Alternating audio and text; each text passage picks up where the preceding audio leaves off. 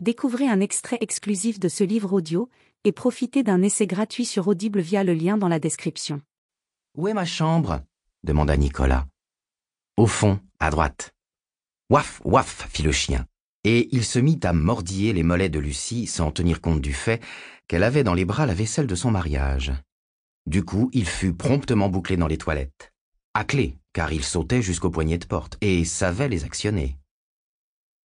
« Tu le connaissais bien, ton oncle prodigue ?» reprit Lucie.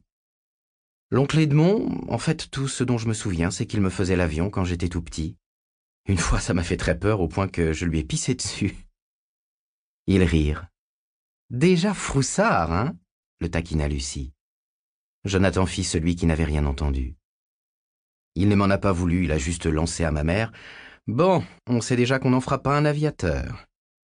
Par la suite, maman me disait qu'il suivait avec attention mon parcours de vie, mais je ne l'ai plus revu. Quel était son métier ? C'était un savant, un biologiste, il me semble. Jonathan demeura songeur. Finalement, il ne connaissait même pas son bienfaiteur.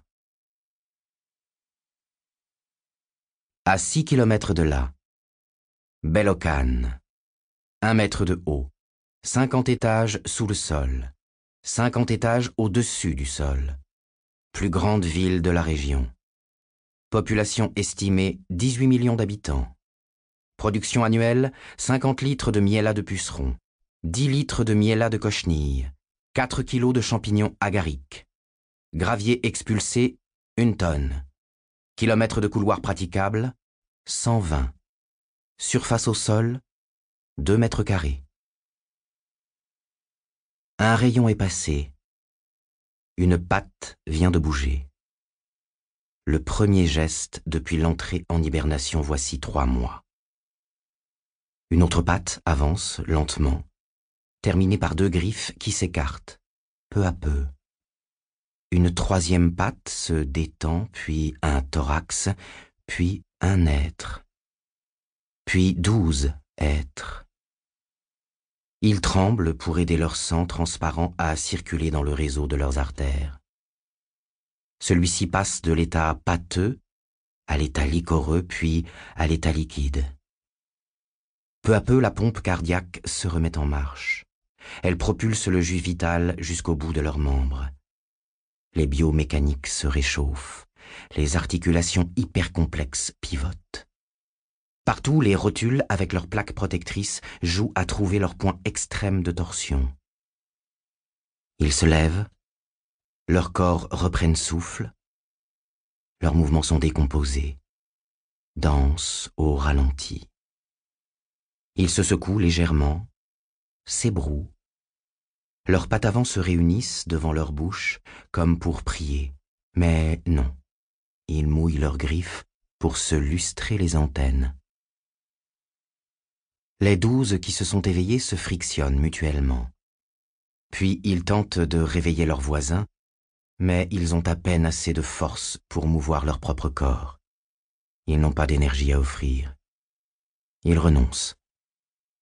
Alors ils s'acheminent avec difficulté au milieu des corps statufiés de leurs sœurs. Ils se dirigent vers le grand extérieur. Il faut que leur organisme à sang-froid capte les calories de l'astre du jour.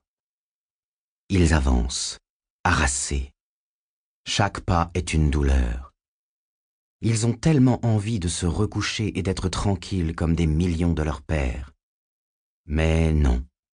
Ils ont été les premiers réveillés, ils doivent maintenant ranimer toute la cité. Ils traversent la peau de la ville, la lumière solaire les aveugle, mais le contact avec l'énergie pure est si réconfortant.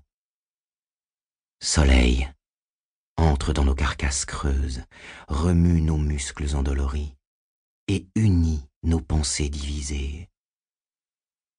C'est une vieille aubade fourmi rousse du 100e millénaire. Déjà à l'époque, ils avaient envie de chanter dans leur cervelle au moment du premier contact chaud. Une fois dehors, ils se mettent à se laver avec méthode. Ils sécrètent une salive blanche et en enduisent leurs mâchoires et leurs pattes. Ils se brossent. C'est tout un cérémonial immuable. D'abord les yeux, Les 1300 petits hublots qui forment chaque œil sphérique sont dépoussiérés, humectés, séchés. Livre audio complet gratuit disponible en description de cette vidéo.